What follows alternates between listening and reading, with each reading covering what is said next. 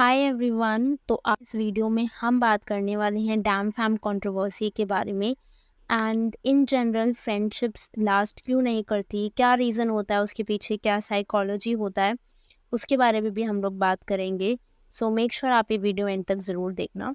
तो अगर मैं बात करूँ डैम फैम ग्रुप के बारे में, तो dam fam group initially start हुआ था 11 लोगों के साथ, विच इंक्लूड्स आशी खन्ना, उन्नति मल्हार, मानव छाबड़ा, एडी कुमार, अर्श, आशना हेगड़े, मृणाल पंचाल, अनिरुद्ध शर्मा, तंजील खान, संकेत मेहता एंड ऋषभ चावला। तो ये जो डैम फैम ग्रुप है, ये इन 11 लोगों से बना हुआ था।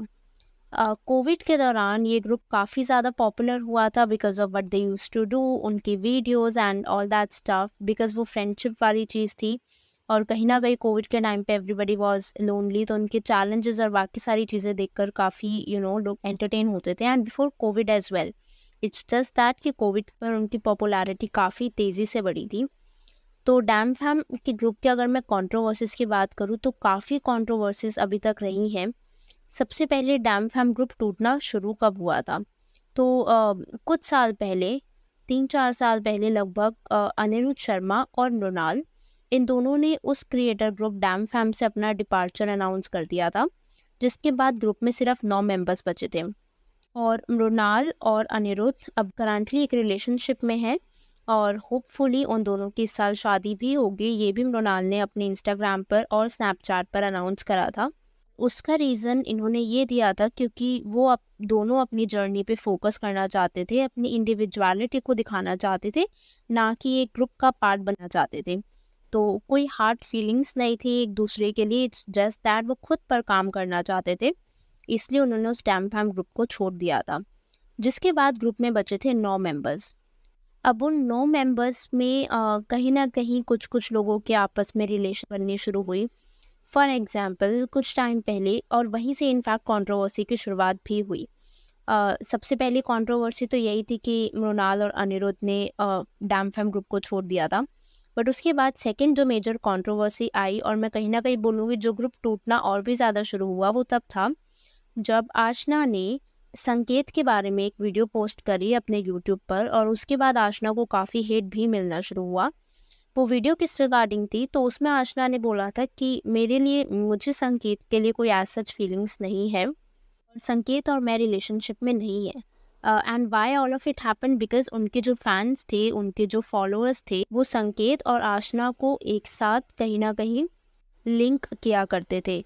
तो Aashna came out and give a clarification कि नहीं, मेरा संकेत के साथ ऐसा कुछ भी नहीं है। उसने ये भी रिवील किया कि वो इनफैक्ट संकेत के साथ नहीं बल्कि एडी के साथ रिलेशनशिप में है।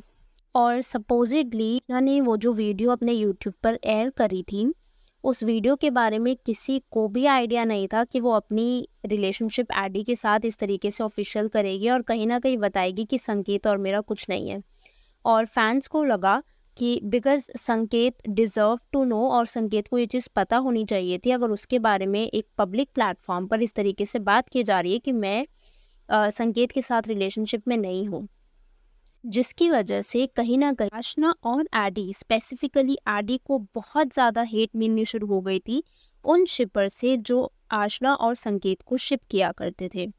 कई लोगों का ये मानना था बिकॉज उसके बाद से संकेत को, क्योंकि संकेत और आशना के काफ़ी ज़्यादा शिपर्स थे, तो लोगों ने कहीं ना कहीं एडी को बहुत हेट देना शुरू कर दिया था। तो बिकॉज एडी और आशना फिर रिलेशनशिप में थे और अभी, तो कहीं ना कहीं आशना धीरे धीरे ग्रुप से खुद को डिस्टेंस डिस्टेंस करती गई, बिकॉज ऑब्वियसली शायद आशना को वैसा लगा हो कि कोई भी एडी और आशना के सपोर्ट में खड़ा नहीं हुआ। और इसलिए कुछ लोगों का ये भी मानना है मे बी इस वजह से एडी और आशना उसी टाइम से ग्रुप से डिस्टेंस होना शुरू हो गए हों, बिकॉज दे वर एक्सपेक्टिंग कि शायद कोई आकर के उनके लिए स्टैंड लेगा। बट लोगों का ये भी मानना है कि आशना के लिए कोई स्टैंड तब लेता अगर वो एटलीस्ट संकेत को इस मैटर में इन्वॉल्व करती जिसके बारे में ये सब बताया गया था। तो वो थी पहली कंट्रोवर्सी, जब आशना ने एकदम से वीडियो बना दी कि मैं अब एडी के साथ रिलेशनशिप में हूँ और संकेत और मेरा कुछ नहीं। सो वहाँ से पहली कंट्रोवर्सी की शुरुआत होती है। बट अभी कुछ दिन पहले मानव का बर्थडे होता है, तो उस टाइम आशना मानव को विश नहीं करती फॉर वट एवर रीजन्स, वो हमें नहीं पता। बिकॉज वो विश नहीं करती है तो मानव जडली उस रीज़न से आशना को इंस्टाग्राम पर अनफॉलो कर देता है। और जब मानव आशना को इंस्टाग्राम पर अनफॉलो कर देता है, उसके बाद आशना उन्नति जो कि मानव की पार्टनर है उसे भी ब्लॉक कर देती है। उसके बाद वो मानव को भी ब्लॉक कर देती है। And then Manav puts out a YouTube video explaining his side of story कि उसने आशना को अनफॉलो क्यों किया था। मानव ने जब वो यूट्यूब वीडियो डाला तो उसमें उसने एक कमेंट पिन करा जो आपको आपकी स्क्रीन पर इस समय दिख रहा होगा। And he mentioned it's not about who's right and who's wrong, it's just that no one deserves hate, neither they nor us. So कहीं ना कहीं मानव ने क्लैरिफाई कर दिया था कि अब वो और आशना मतलब मानव उन्नति एंड आशना एडी में भी अब स्पीकिंग टर्म्स में नहीं है। अब रीज़न ये था, मानव कहीं न कहीं कन्फ्यूज़ हो जाता है कि आशना ने सडनली उन दोनों को ब्लॉक कर क्यों दिया। इस वजह से हो क्या रहा होता है, कहीं न कहीं उन्नति को आशना के फैन्स जा करके कहते हैं और बोलते हैं कि तुम्हारी वजह से ये ग्रुप जो है वो अब टूट रहा है और आशना एडी तुम दोनों से डिस्टेंस हो रहे हैं। आफ्टर ऑल ऑफ दिस मानव को आकर के वीडियो बनानी पड़ती है जैसा मानव ने बताया, और उसको क्लैरिफिकेशन देना पड़ता है कि हमारी वजह से कुछ नहीं हुआ। इनफैक्ट हमें आज तक समझ नहीं आया कि आशना ने हम दोनों को ही क्यों ब्लॉक कर रखा है। उसने ये भी पॉइंट मेंशन किया कि वो चाहते, अगर आशना चाहती तो वो संकेत को या आशिक किसी और को भी ब्लॉक कर सकती थी, बट आशना ने किसी भी और को ब्लॉक नहीं करा, सिर्फ और सिर्फ मानव और उन्नति को ब्लॉक करा। तो यहाँ पर कहीं ना कहीं सेकंड कंट्रोवर्सी स्टार्ट हो जाती है और आशना एडी और मानव उन्नति के बीच में एक, मैं बोलूँगी सॉर्ट ऑफ फाइट देखने को मिलती है। बिकॉज इसके बाद अभी आगे स्टोरी में और भी ट्विस्ट बाकी होते हैं। अब आशना मानव की ये वीडियो यूट्यूब पे आने के बाद आशना और एडी दोनों ही इंस्टाग्राम पर आते हैं, स्टोरी अपलोड करते हैं जिसका स्क्रीनशॉट आपको अभी अपने स्क्रीन पर दिख रहा होगा, और वो अपनी साइड ऑफ स्टोरी एक्सप्लेन करते हैं। तो मैं आपको बताती हूँ एडी ने क्या कहा। एडी बोलता है, too much has been going on since a very long time now. I don't think it was important to talk or speak about it publicly. I understand the fact that our friendship has been public since a very long time, and those who are following us from the beginning are asking for a few answers. I just feel like it's very normal to drift apart from a particular environment or a bunch of people if you don't feel wanted or comfortable.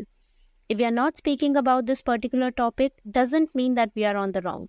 It is just that the situation and how people are trying to take advantage of it. I almost got used to the hate I was getting, and then I realized that it's not healthy for me. And if I compare the hate that I am getting with the hate that Ashna is getting, it is thrice as much, and it's making our lives very difficult. Just because we don't want to talk about it and just want to carry with our lives doesn't mean that we don't have anything to say. It is just our choice to stay quiet and not drag this topic anymore. उसके बाद ही मैं sometimes I felt left out and I was also hurt because of a few things that people said. But then I moved on and eventually we drifted apart. This is the most I will ever speak about it. Live and let live. तो in short कहीं ना कहीं वो इस पर मानव की video पर ताना मारता है और बोलता है कि जब हमने इस टॉपिक के बारे में पब्लिकली बात नहीं करी तो मानव को भी हमारे बारे में या हमारी लाइफ के बारे में पब्लिकली आकर या दोस्ती के बारे में आकर बताने की ज़रूरत नहीं थी, ऐसा एडी बोलता है। एडी ये भी बोलता है कि जो हेट मुझे मिल रही थी I was fine with it, मैं उससे कहीं ना कहीं मैं उसको एक्सेप्ट भी कर चुका था, बट इस मैटर को आकर के बताना और सिर्फ अपनी साइड की स्टोरी बताना इज़ नॉट वर्थ इट। ये तो थी एडी की साइड ऑफ स्टोरी। अब आशना आती है और आशना क्या साइड ऑफ स्टोरी, आशना क्या पोस्ट करती है, I let you know which is on your screens right now. I haven't spoken about it on so long because I fear being misunderstood. Because the last time I did, it brought so much negativity. तो यहाँ पर आशना जो last time के बारे में बात कर रही है वो संकेत वाली वीडियो के बारे में ही बात कर रही है।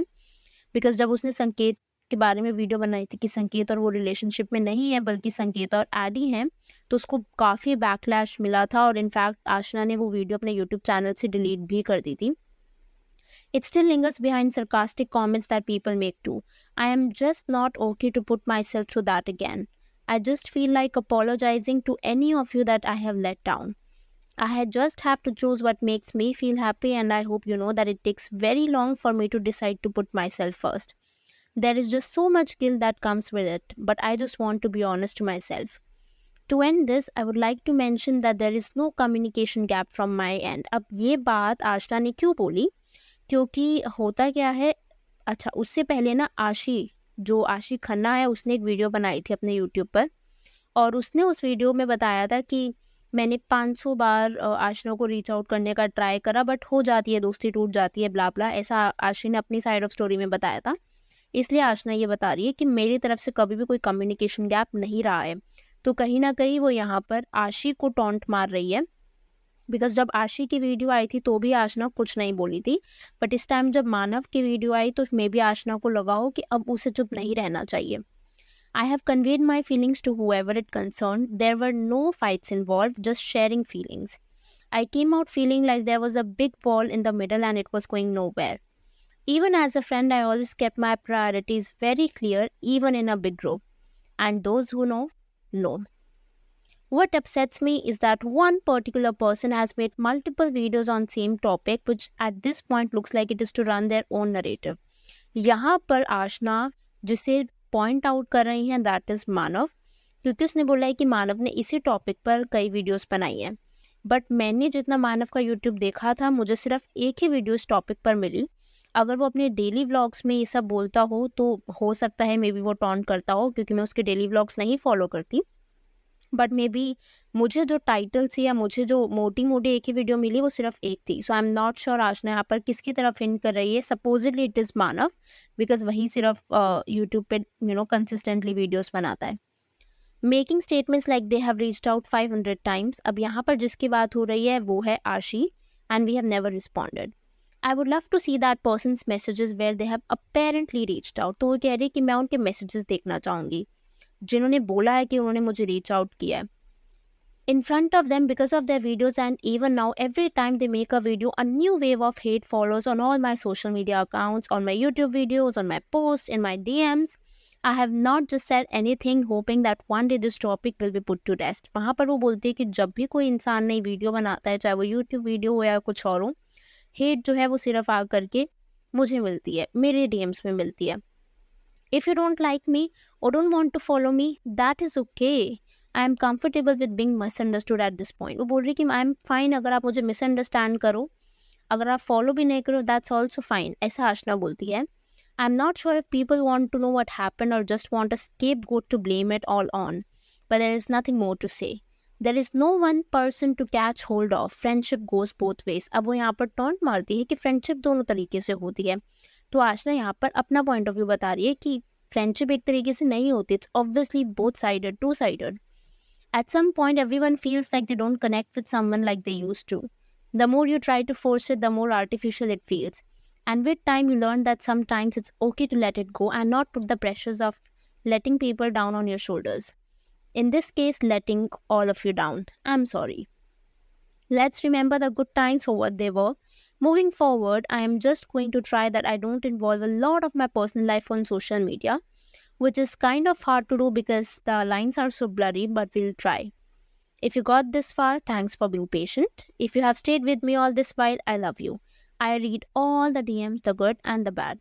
And all the good ones just undo all the damage the bad messages have done. So thank you. So in short, अगर मैं आशना की पूरी चीज़ को समराइज करूँ तो वो ये कहती है कि उसकी साइड ऑफ स्टोरी ये है कि जो भी लोग उस पर ब्लेम कर रहे हैं, चाहे वो 500 मैसेजेस करना और आशना ने एक जवाब ना दिया हो, या फिर अगर कोई भी डैम फैम का दूसरा मेंबर वीडियो बनाता है तो आशना को हेट मिलती है, जैसे संकेत के टाइम पर हुआ था।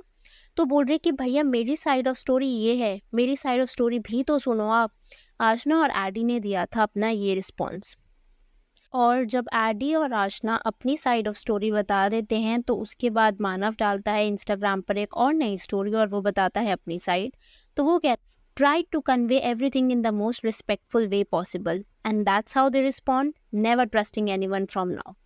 तो उसने यहाँ पर बोला कि मैंने इतनी इज्जत से सब कुछ बताया और तुम इस तरीके से रिस्पॉन्ड कर रहे हो, मैं अब किसी पर भी ट्रस्ट नहीं करूँगा। मे बी उसको आशना और एडी का रिस्पॉन्स अच्छा ना लगा हो, ऑल्दो मुझे उसमें कुछ भी डिसरिस्पेक्टफुल नहीं लगा अगर मैं ऑनेस्टली बोलूँ तो, but maybe always there are some hidden things जो हमें नहीं पता होती। तो मे बी कुछ उसने ऐसा बोल दिया हो जो मानव को पसंद ना आया हो, की वजह से उसने ये अपने इंस्टाग्राम पर स्टोरी लगाई। उसके बाद किसी और ने एज सच कोई नई स्टोरी नहीं लगाई, एंड मानव अगला दिन एक यूट्यूब वीडियो डालता है और उस यूट्यूब वीडियो में बोल देता है कि वो ब्लॉगिंग से थोड़े टाइम के लिए ब्रेक ले, because of what ever negativity is going on. And इस पूरी कंट्रोवर्सी से मेरा सिर्फ एक ही टेक अवे है, और वो ये है that nobody is going to be with you forever. At the end आप अकेले आए हो, अकेले ही जाना है, और कोई भी आपके साथ हमेशा के लिए नहीं रहने वाला है। Not even a single person, it's you who came, it's you is going to go. तो ये फ्रेंडशिप्स होती हैं, कुछ होती हैं, why do they end, that's the question. तो अगर उसके पीछे की साइकोलॉजी मैं आपको बताऊं, ये समझाने का अगर ट्राई करूं, तो मतलब आई ट्राई, बट देन और ये भी बताऊंगी कि friendships get over, it's fine, it's not the end of the world, and why it is okay to let friendships fade out. मतलब क्यों कभी कभार अगर फ्रेंडशिप्स फेड आउट हो रही हैं तो इट इज़ ओके। वो भी मैं अगर बताने का ट्राई करूँ तो let me do so. Okay, क्या होता है ना, देखो जिस कल्चर में हम रह रहे हैं, इसमें अगर आप देखोगे तो हम कैसे बोलते हैं, आई लव यू यार, I love you for ever. हम बातें ही ना फॉर एवर की करते हैं, क्योंकि हम एज अ जनरेशन, हम एक ऐसी जनरेशन में है जहाँ पे फोमो है, फियर ऑफ मिसिंग आउट। अगर कोई चीज़ फॉर एवर नहीं है, हमको लगता है वो अच्छी नहीं है, बिकॉज वो फॉर एवर नहीं है। तो हमारे दिमाग में और हमारे जहन में ये चीज़ डाल दी है कि जो चीज़ फॉर एवर है वो सबसे अच्छी है, और जो चीज़ फॉर एवर नहीं है, मे बी वो शायद चलने वाली चीज़ ही नहीं है। एंड यही कुछ हाल होता है फ्रेंडशिप्स का। जब से हम करते हैं, अगर आप फॉर एग्जांपल अगर आप किसी के साथ रिलेशनशिप में आ रहे हो, या इफ़ समबडी इज़ मैरिड, तो वहाँ पर कमिटमेंट होती है, लाइफ लॉन्ग कमिटमेंट होती है।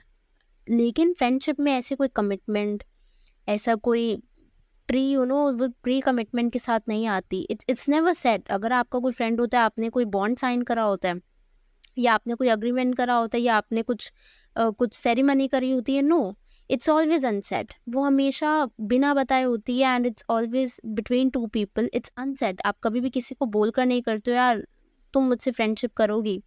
It never goes like that in real life अलग होती है, बट रियल लाइफ में तो ऐसा नहीं होता।